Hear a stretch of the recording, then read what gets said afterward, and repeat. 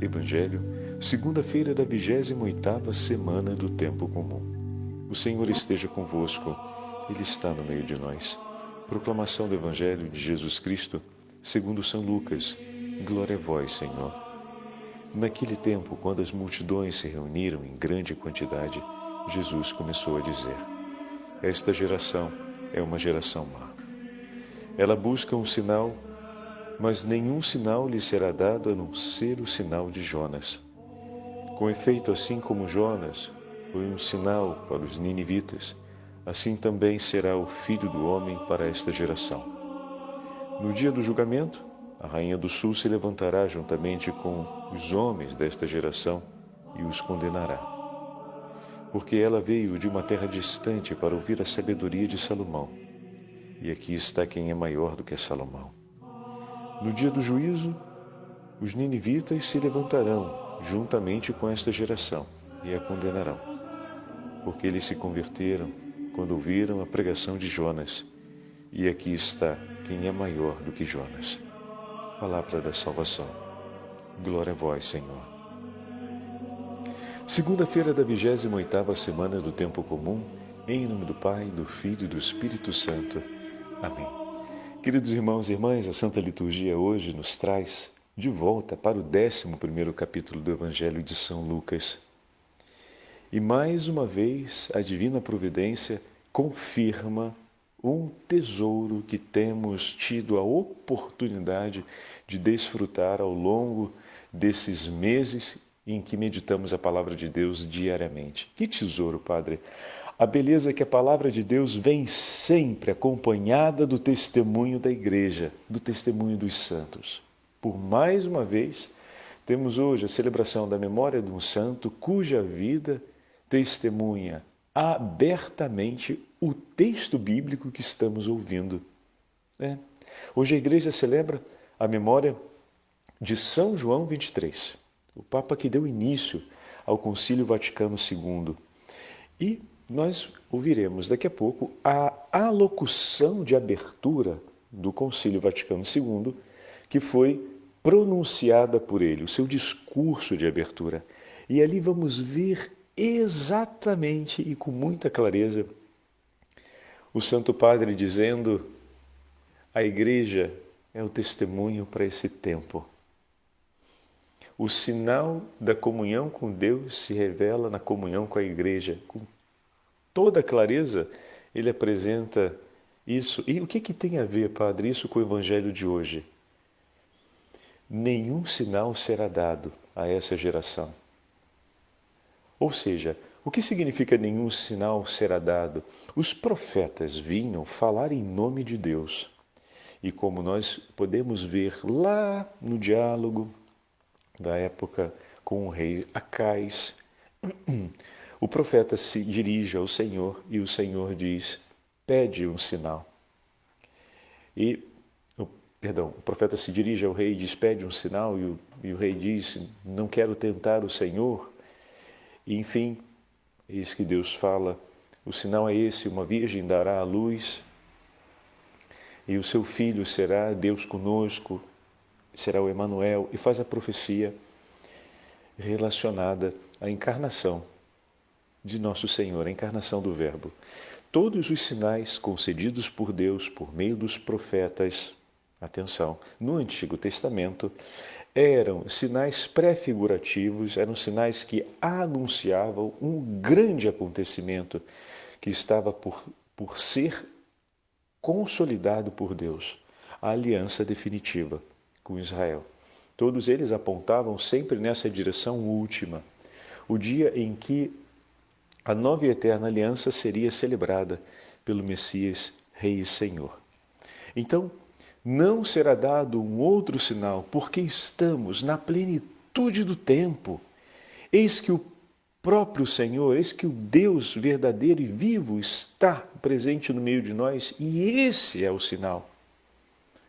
De agora em diante, não se espera mais nada, pois toda a revelação, ela foi consumada, está completa. É o próprio Filho de Deus que está ali. Então, esse é o sinal. Ali está aquele que é maior do que Jonas. Se o povo de Nínive se converteu diante das palavras do profeta e fez penitência, e o Senhor os perdoou e manifestou a sua misericórdia, essa geração que tem o próprio Senhor Jesus, que fale, que realiza os milagres. Vejam, o texto de hoje, poderemos dizer que é a continuação daquele diálogo que ouvimos há alguns dias atrás, quando alguns na multidão se levantam e dizem que Jesus fala por meio do príncipe dos demônios e pedem a ele sinais. O texto continua, o texto de Lucas, o Senhor responde, como tivemos a oportunidade de ver, a respeito daquela afirmação que é feita. Nós falamos sobre o caráter polar do versículo 23, quem não está a favor está contra mim, e quem não junta dispersa, e falamos que no meio da multidão se levantam aqueles para dispersar a escuta e dispersar o olhar e a atenção dos corações em relação às obras que o Senhor cumpre no meio de nós, que essas obras são testemunho da sua presença e são também o testemunho da aliança nova e eterna que está consolidada por nós. E assim falávamos do nosso tempo, e não apenas ali, naquele momento histórico, se levantaram alguns no meio da multidão que tentaram dispersar. Também no nosso momento histórico, onde a revelação já está completa, onde temos os tesouros do sacramento da palavra de Deus, do testemunho de mais de 2000 anos da igreja, também alguns se levantam para tentar dispersar, e o Senhor vem para realizar a justiça. Ele vem para manifestar a verdade e para orientar os homens na direção da esperança que foi entregue por ele à luz da fé. Então já tínhamos falado sobre isso, e depois teve aquela pessoa, que é provavelmente uma senhora, que se levanta e faz aquele louvor: feliz o ventre que te gerou, felizes os seios que te alimentaram. E o Senhor faz aquela transposição lindíssima, né? Dizendo: mais felizes são, ou seja, mais bem-aventurados serão aqueles que, ouvindo a palavra, a guardarem no coração, as observarem. Então, novamente a multidão se reúne, assim começa o texto de hoje, e Jesus fala a respeito do sinal. É como se Lucas tivesse separado a resposta àquela objeção, ou melhor, é como se Lucas tivesse separado aquelas duas vozes de dispersão, que são as mais frequentes no meio do povo de Deus, em dois momentos distintos, a primeira resposta e a segunda resposta. A primeira resposta nós já tratamos, foi o primeiro ato: o Senhor estabelece a justiça e anuncia a verdade, tirando então da palavra que dispersa para ouvir a palavra que é dele, a palavra que é vida. E agora o Senhor, de maneira, poderemos dizer, categórica, deixa claro que eis ali o sinal, acima de todos os sinais. O próprio Filho de Deus é quem fala. Aqui está aquele que é maior do que Jonas. Aqui está aquele que tem uma sabedoria maior do que a de Salomão. E tanto a rainha como o povo estrangeiro, o povo de Nínive, quando receberam o anúncio do rei de Israel e do profeta, se converteram. Então está aqui aquele que é rei e profeta, mas é o próprio rei e profeta. Em outras palavras, eis aqui aquele que conduz Israel como rei todo-poderoso às paragens do reino dos céus. Eis aqui aquele que fala com a autoridade com a qual os profetas foram investidos, porque ele é a fonte dessa autoridade, e vocês não escutam. Então, não restará para vocês mais do que a dispersão, porque todo aquele que não ouve a Deus permanece disperso no mundo. Enquanto aqueles que ouvem a palavra do Senhor e se deixam conduzir por Ele, como ovelhas que escutam a voz do seu pastor, caminharão em direção ao dia do juízo, ou seja, em direção ao triunfo no reino dos céus ao lado do seu Senhor, e com ele permanecerão. E essa, como o padre dizia, essa clareza nós vamos ver dentro do discurso de abertura do Concílio Vaticano II de São João 23. Olha o que ele diz. Às vezes a gente nos nossos tempos costuma usar muito meias palavras quando fala a respeito do anúncio da fé, né, na sociedade. Então vamos ver o que o Santo Padre disse na abertura do Concílio Vaticano II. A Igreja, esse é o título da locução, a Igreja é mãe amabilíssima de todos os homens. Alegra-se a Santa Igreja, a Santa Mãe Igreja, porque, por singular dom da Divina Providência, amanheceu finalmente o dia tão esperado, em que se inaugura o Concílio Ecumênico Vaticano II. Aqui, junto do túmulo de Pedro, sob a proteção da Santíssima Virgem Maria, de quem celebramos hoje com alegria a dignidade de Mãe de Deus, depois de quase 20 séculos, as situações e os problemas gravíssimos que a humanidade deve enfrentar não mudam. Na realidade, Cristo ocupa sempre o posto central da história e da vida. Os homens ou aderem a Ele e a sua Igreja, e então gozam da luz, da bondade, da ordem justa e do benefício da paz, ou vivem sem Ele e contra Ele e permanecem deliberadamente fora da Igreja, e por isso se estabelece a confusão entre eles, as relações mútuas tornam-se difíceis, ameaça o perigo de guerras sangrentas a todo instante.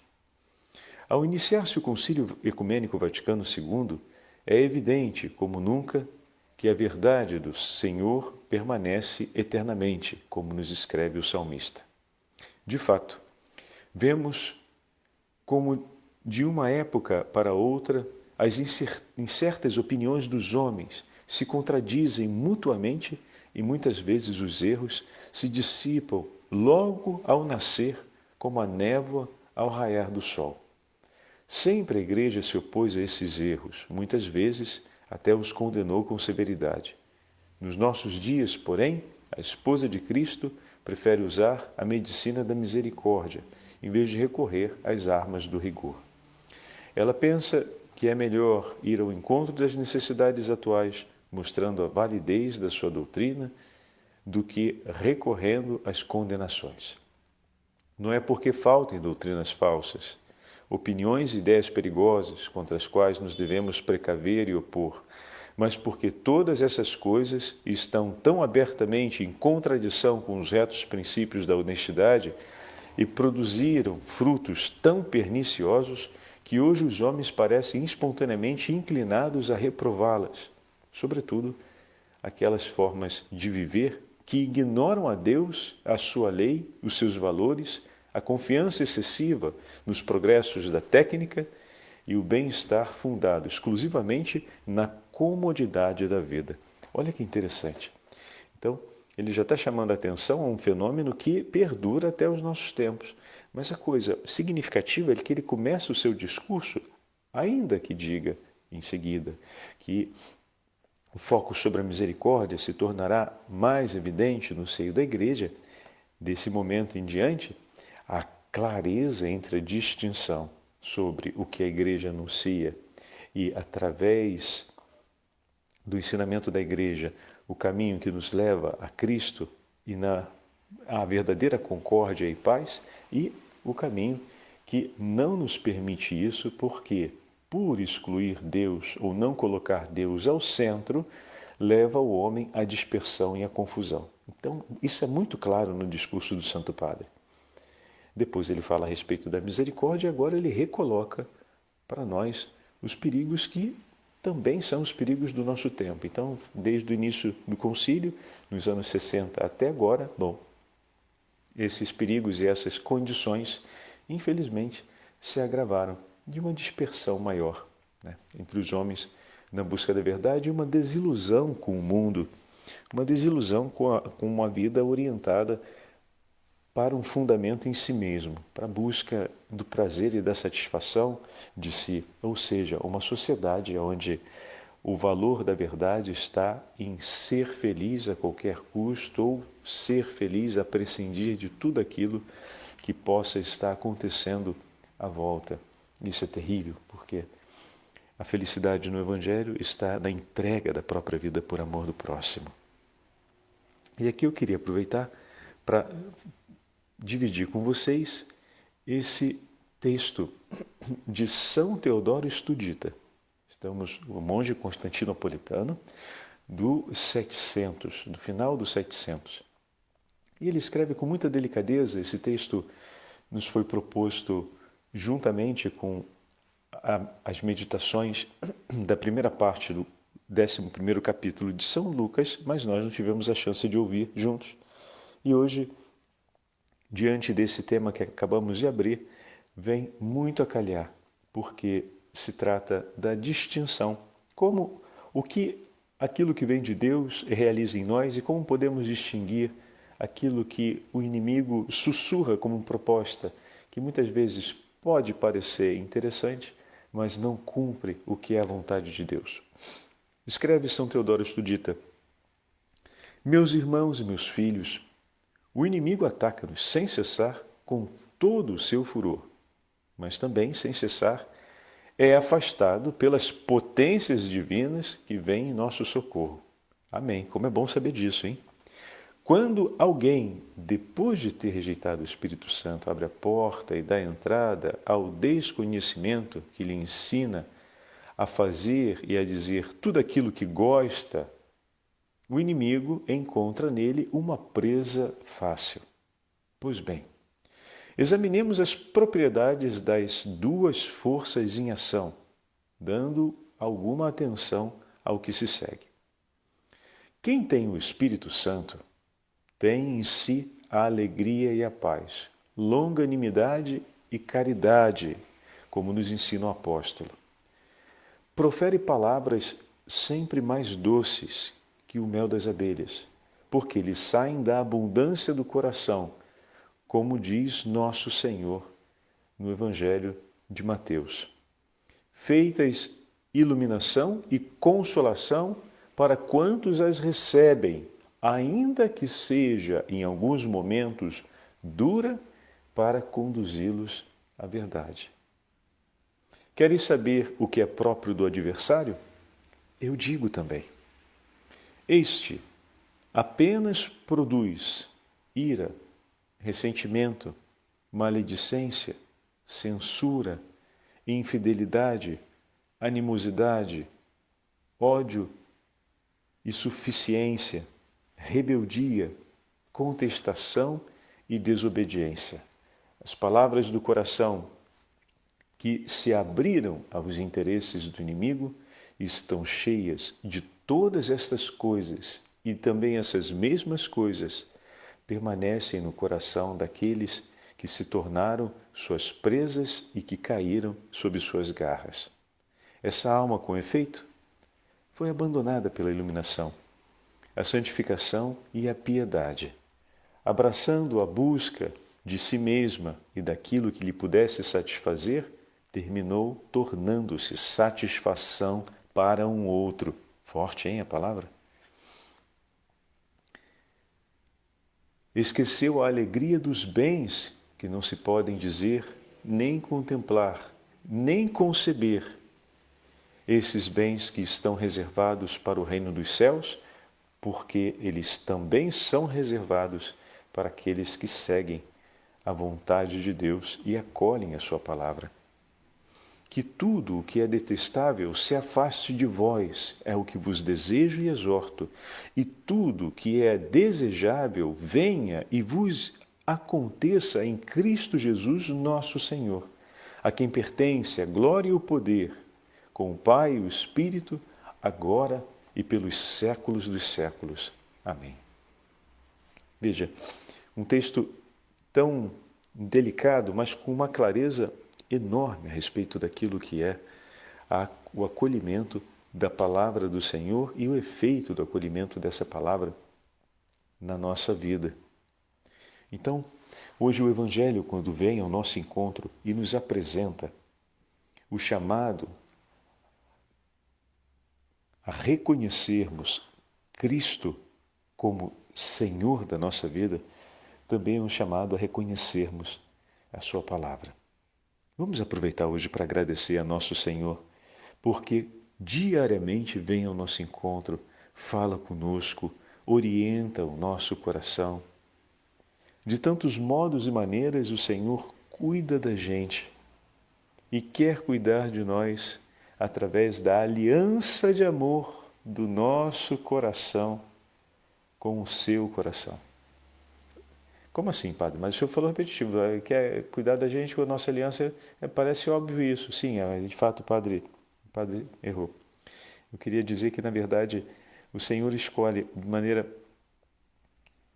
uma predileção dele, quando nós estamos em família, cuidar de nós através do coração do outro, da nossa casa, que se une a ele. Essa é uma predileção do Senhor. Se ouvimos a palavra de Deus juntos, se meditamos a palavra de Deus juntos, ontem eu falava na homilia a respeito disso, temos a chance, aqui na paróquia, temos a chance de caminharmos com maior vigor, temos a chance de caminharmos com uma maior estabilidade na esperança e na fé, porque estamos dividindo dentro de casa, temos esse testemunho, como falamos no início da meditação de hoje, daquele que divide a vida conosco. Temos o testemunho dele na busca de Deus, ele se torna farol na nossa vida. Mas, e eu acrescentava esse detalhe, essa é a predileção de Deus. Ele tem predileção por isso, por cuidar de nós através daqueles corações com quem dividimos a vida cotidiana. É uma predileção do Senhor, uma bendita predileção do Senhor. É tão triste quando se ouve dizer que a vida comunitária é um peso, às vezes até um mal a ser suportado. Na verdade, o Senhor escolhe cuidar de nós através dos corações que se abrem a Ele. E na nossa casa, se queremos cuidar bem dos nossos familiares e amigos, se queremos cuidar bem e dar o melhor para os nossos irmãos de comunidade e acompanhá-los de maneira que eles cheguem ao caminho entrem no caminho da conversão e vivam uma vida de santidade, a gente precisa, por primeiro, abrir o nosso coração e entregarmos-nos ao cumprimento, à escuta e ao cumprimento da palavra de Deus. E com certeza isso acontecerá, porque é promessa dele e é desejo do íntimo do coração do bom Deus que todos nós possamos viver na comunhão da sua palavra e que, através do nosso coração, Ele cuide daqueles que estão conosco caminhando diariamente. O Senhor esteja convosco, Ele está no meio de nós.